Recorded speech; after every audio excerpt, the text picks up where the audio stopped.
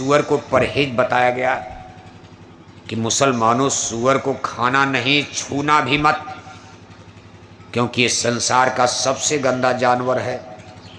दिन भर टट्टी खाता है, हिंदू टट्टी करे, मुसलमान टट्टी करे, टीबी कैंसर का मरीज टट्टी कर दे, सूअर खा जाता है। मुसलमानों की किताबों में सूअर को अलग सूची में रखा गया। कहा इसको, कुछ जानवर ऐसे जिनको छूना मत, गुनाह है, पाप है। जिन जानवर को मारना है, काटना है, उनकी मांस को खा सकते हो, उसकी बाकायदे सूची दी गई है। गाय, बैल, भैंस, बकरी, जो भी है। लेकिन जब आप हिंदुओं का स्पिरिचुअल लिटरेचर, रामायण, गीता, वेद, भागवत पढ़ते हो, इसमें ऐसी कोई सूची हिंदुओं के लिए नहीं दी गई है। जैसे हिंदू लोग गाय माता को माता मानते, नहीं मारेंगे, बैल की मांस नहीं खाएंगे, भैंस भैंसे की मांस नहीं खाएंगे। लेकिन हिंदू लोग बकरी, मुर्गी, सूअर तो खा ही रहे हो आप। किसके द्वारा खाते हो, क्यों खा रहे हो? कहीं सूची है कोई ऐसी? धर्म ग्रंथों में कोई ऐसा रिकॉर्ड है? और वो भी कौन लोग खा रहे? जो भगवान राम की पूजा करते हैं, भगवान कृष्ण की पूजा करते हैं, मंदिर देवालय शिवालय में 4 बजे टीका लगा के जाते हैं, घंटी घंटा बजाए जा रहे, और 1-1 किलो मछली खाए जा रहे। हिंदुओं को सोचना, मुसलमानों को तो बाद में अभी समझाया जाएगा उनको। अगर ये सूची कहीं गलत साबित हो गई, मान लो चर्चा शुरू हो चुकी है कि क्या ये सूची पैगंबर मोहम्मद साहब ने बनाई है, जो दीन ईमान इस्लाम के संस्थापक माने जाते, वहीं से दीन ईमान इस्लाम वजूद में आ मोहम्मद साहब के द्वारा। और पाक कुरान में जितना कथन है उसको मोहम्मद साहब के मुख से खुदा का कथन माना जाता, आसमानी किताब मानी जाती।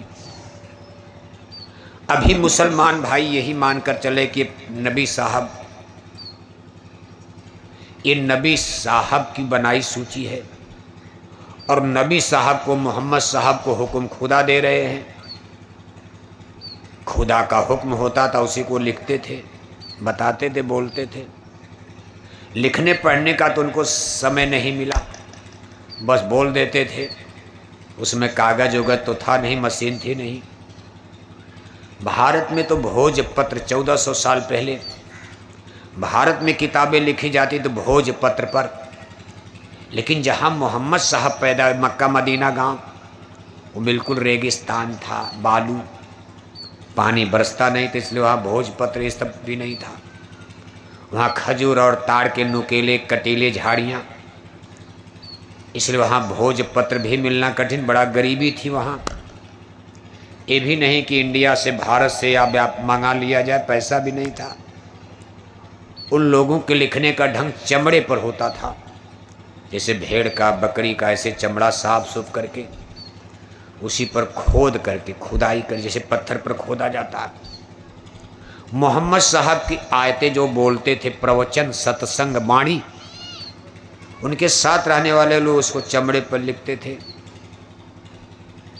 कुछ पत्थरों पर काट करके, जैसे अशोक की लाट, आज अशोक के स्तंभ में उस जमाने में पत्थरों पर लिख दिया जाता, भाई कागज तो गल जाएगा, पत्थर। आज देखो कितने हजार साल हो गया, अशोक की लाट, अशोक के स्तंभ है, शिलालेख पत्थरों पर लिखे। आज भी देखो जगह जगह, सारनाथ, वाराणसी, आप चले जाओ, विदिशा नगरी, तमाम जगह आज भी मिलते हैं। पत्थर है, गलेगा नहीं लाखों बरस तक। उसमें ये व्यवस्था थी, कागज तो गल पच जाएगा, कोई जला देगा, खत्म कर देगा। उस समय मक्का मदीना में प्रचलन था। मान लो लोग अभी लिख रहे चमड़े पर, पत्थर पर, तब तक नबी साहब ने बोले भाई दौड़ो दौड़ो, दूसरी आयत आ गई, खुदा फिर आवाज दे रहे, नोट करो। वो कहाँ नोट कर, अभी तो पहले नहीं लिख पाए बेचारे। एक दिन पूरा मेहनत कर, तब तो पत्थर पर खोद, छीनी हथौड़ी चला चला कर लिखा जाएगा। चमड़े पर भी कुरेद कुरेद करके लिखना है, समय लगेगा। और उनकी आयत रोज उतर रही है। अभी पहले का वाक्य पूरा नहीं हुआ तब तक दूसरी आयत आ गई, इसलिए बहुत सारी आयतें छूट गई संदेश। और मोहम्मद साहब की मौत के 60 बरस बीत गए। उनके बाद जो खलीफा वहाँ धर्म गुरु हुए, आगे चलकर उन लोगों ने इकट्ठा करना शुरू किया कि भाई नबी साहब की जितने वचन वाणी आए थे इकट्ठा किया जाए। कुछ मिला कुछ खो गया। बहुत देर उनके मौत के बहुत बाद ये संग्रहित हुआ कुरान शरीफ जिसको कहते हो। अब इसमें यही संशय होता है कि अगर ये खुदा का संदेश मोहम्मद साहब पर आ रहा और मोहम्मद साहब जनता को सुना रहे, उसको लोगों ने लिखा वही कुरान बन गई, तो क्या भगवान कोई ऐसी सूची बनवाए होंगे? खुदा माने भगवान, जिसको आप भगवान कहते, मुसलमान खुदा कहते हैं। क्या खुदा ने ऐसी सूची बनवाया कि हे मोहम्मद इनसे कह दो गाय बैल भैंस बकरी मुर्गी खा सकते हैं, इस जानवर की मांस को नहीं खा सकते? खुदा भगवान तो एक ही है। अगर खुदा भगवान ने वहाँ ये सूची बनवाई तो खुदा भगवान वेदवाणी ब्रह्मवाणी, वेदों को भी ब्रह्मवाणी भगवान की आवाज़ कहा जाता। वेदों के बारे में बताया जाता कि ब्रह्मवाणी माने ब्रह्म माने ईश्वर, वाणी माने आवाज़। इस धरती का पहला ज्ञान की किताब वेद माना जाता। धरती पर सर्वप्रथम मनुष्यों को ज्ञान मिला, वेद इसको कहते। तो भगवान वहाँ भी लिखवाते सूची कि भाई इनकी मांस इनसे कह दो खाएंगे, इसकी नहीं खाएंगे, क्योंकि भगवान तो एक ही थे। वही वहाँ बोले वही वहाँ बोल रहे, वही बोल करके वेद लिखा है, वही बोलकर कुरान लिखा है, वही बोले बाइबल बन गई। इस पर सस्पेंस बना हुआ है। मुसलमान जो दलील देते कि हमारी किताबों में सूची है, अगर मुसलमानों को पता चल जाएगा जिस दिन कि ये सूची किसी और ने बनवा दिया, हो सकता धोखा हो गया हो। क्योंकि दीन ईमान इस्लाम में जो मोहम्मद साहब का संदेश बड़ा साफ है कि मुसल्लम ईमान रहमान मुसलमान कहलाता। जब उन्होंने लोगों को संदेश दिया, सत्संग सुनाया, तो मोहम्मद साहब ने कहा इंसानों, रूहों पर रहम करना। रूह माने आत्मा, रहम माने दया। ये उनका शुरू का संदेश था।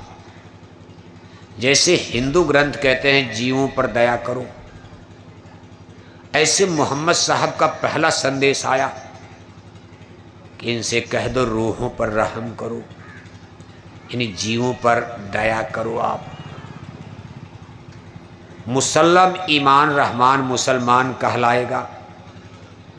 तौहीद नमाज ज़कात रोज़ा हज दीन ईमान इस्लाम के 5 वसूल बताए गए हैं। इसमें दूर दूर तक आप देखोगे इन चीज़ों को जो मानेगा उसको मुसलमान कहा जाएगा। मुसल्लम ईमान, सत्य मार्ग पर चलने वाला, जीवों पर दया करने वाला ही मुसलमान कहा जाएगा। दूर दूर तक कहीं गाय बैल मारने वाली जिक्र है ही नहीं। इसलिए हिंदू कुछ कहेंगे तो झगड़ा हो सकता। मुसलमान बड़े बड़े विद्वान ही इस पर लगे हैं, रिसर्च हो रही है। अब इस पर संसार में चर्चा खड़ी हो गई है कि ये सूची किसने बना के उसमें डाल दिया किताब में। तो जिस दिन मुसलमानों को पता चल जाएगा, आपसे ज़्यादा वो जय गुरुदेव मिशन का सत्संग सुनेंगे जैसे आज आप बैठकर सुन रहे हो। क्योंकि मुसलमान अपने धर्म के बड़े कट्टर हैं। मुसलमानों की किताबों में शराब का परहेज बता दिया, मुसलमान उसको बिल्कुल मानते हैं। नई पीढ़ी में भले उनके बच्चे शराब पीने लगे, लेकिन हिंदुओं से कम पीते हैं। मुसलमान शराब पी करके नौटंकी ड्रामा नहीं करते। हम तो पूरा हिंदुस्तान घूमते रहते, हमने कहीं मुसलमानों के शराब का ठीका नहीं देखा आज तक। हम आपके बिहार में गए, हमने पूछा है शराब का ठेका कौन चलाता? लोगों ने कहा ज़्यादातर यादव साहब लोगों का ठेका, अहिरानी का। बिहार में यादव लोग बहुत रहते हैं, ज़्यादातर ठेकेदार वहाँ शराब के यादव लोग, यदुवंशी। हमने मध्य प्रदेश में पूछा यहाँ शराब के ठेके किसके? लोगों ने कहा ज़्यादातर शुक्ला बंधुओं का है। शुक्ला माने ब्राह्मण, ब्राह्मण में एक वंश शुक्ला, तिवारी जैसे होते हैं। हमने राजस्थान में पूछा शराब का ठेका यहाँ, लोगों ने कहा राजपूतों का है, ठाकुरों का है, क्षत्रियों का है। और हम आपसे पूछे इटावा में शराब का ठेका कौन चलाता? ज़्यादा कौन चलाता है? तो इटावा में भी आप कहोगे अहिरानी के लोग चलाते, अहिरानी चलाती है। इटावा बहुत बड़ी अहिरानी मानी जाती है। अहिरानी जानते हो नहीं जानते हो? अहिरानी माने यादव। ताही अहीर कछो हरिया, छछिया भर छाछ पर नाच नचावे। इसी अहिरानी में 5000 वर्ष पहले जब यदुवंश कृष्ण अवतारा, हुई हैं हरन धरन अगभारा। सगे मामा कंस की जेल में मथुरा में 5000 साल पहले यदकुल में यादव वंश में भगवान के ने अहिरानी में ही जन्म ले लिया। और अहिरानी में जन्म लेने के कारण उनका एक नाम गोपाल पड़ गया, गाय पालने वाला, गाय चराने वाला गोपाल। मीराबाई ने कहा मेरे तो गिरधर गोपाल, दूसरे ने कोई। चूँकि भगवान की इनकी ड्यूटी बचपन में, चलो गाय चराओ। भगवान तो दुनिया बाद में जानेंगे, अभी तो गाय के चरवाहा हो गए, क्योंकि उसे घर में पैदा हो गए, वहीं पले पोषे, वहाँ कोई दूसरा काम धंधा है ही नहीं। गाय चराने की ड्यूटी लग गई। बरसाना में, वृंदावन में, मधुबन में लेकर गाय भटक रहे। वहाँ की गोपिकाओं की कन्याएं मथुरा में दही मक्खन मट्ठा बेचने के लिए जाती थी। धीरे धीरे परिचय हो गया, कहने लगी कान्हा, उनको नचाती थी सब। बताओ भगवान।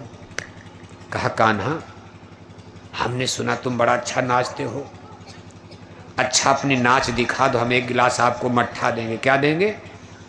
छाछ माने मट्ठा, दूध नहीं, दही नहीं, घी नहीं, का एक गिलास मट्ठा हम आपको बढ़िया पिलाएंगे। और कान्हा भी गजब के लगे नाचने। कहा ताही अहीर कछो हरिया, शेष महेश गणेश दिनेश, सुरेश जाय निरंतर गावे। नारद से सुख व्यास रचय, पचिहारे तऊ पुनि पार न पावे। कहा जिनके ऋषि मुनि देवी देवता था नहीं लगा पाए, हर गए, मर गए। और ताही अहीर कछो हरिया, छछिया भर छाछ पर नाच नचावे।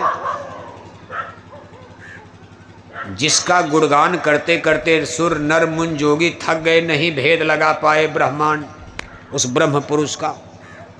आज क्या तमाशा हो गया कि एक गिलास मट्ठा पर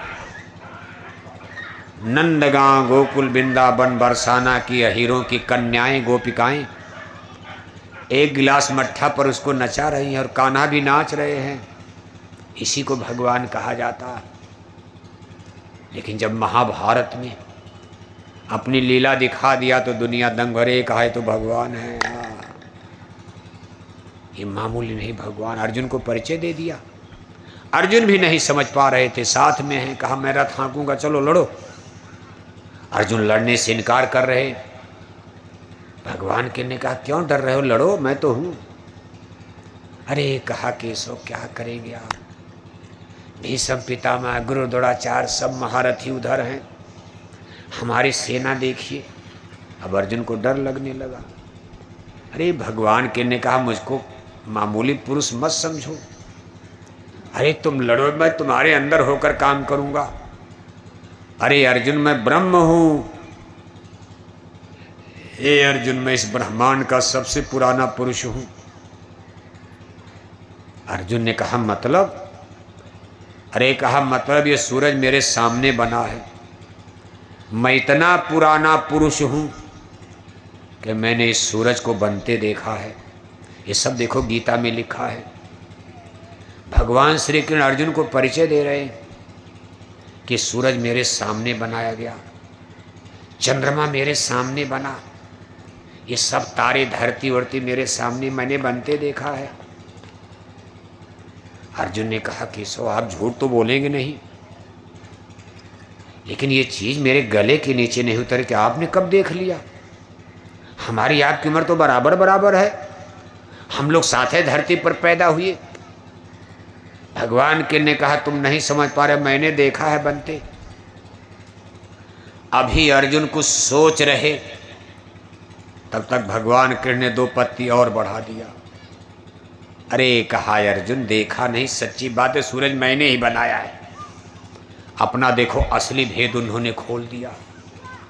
कहा देखा नहीं, मैं क्रिएटर हूं, मैं करतार हूं, मैं ब्रह्म हूं, मैं इस ब्रह्मांड का रचयिता हूं, निर्माण करता हूं। मैंने सूरज को बनाया है, चंद्रमा मैंने बनाया, ये धरती पेड़ पौधे समुद्र पहाड़ सब मैंने बनाया। अर्जुन बेचारे और सस्पेंस में संशय में आ गए। ठीक है भगवान कृष्ण पर विश्वास करते थे, रिश्तेदारी भी थी। भगवान श्री कृष्ण की सगी बहन सुभद्रा की अर्जुन से शादी हो गई थी। इतना सगा रिश्ता नाता दोनों लोगों में था। भगवान कृष्ण की सगी बहन सुभद्रा और अर्जुन से शादी, और उनके पुत्र अभिमन्यु जो महाभारत में शहीद मारे गए थे। भगवान श्री कृष्ण के सगे भांजा अभिमन्यु थे जो 16 वर्ष की उम्र में लड़ते लड़ते महाभारत में मारे गए। इतना सगा रिश्ता नाता, लेकिन जब भगवान के ने कहा मैंने सूरज बनाया, मैंने ये सब मैंने बनाया, अर्जुन ने कहा केशव विश्वास तो, आप झूठ तो नहीं बोले, लेकिन गले के नीचे नहीं उतर रहा है कि कैसे आप वो बनाने वाला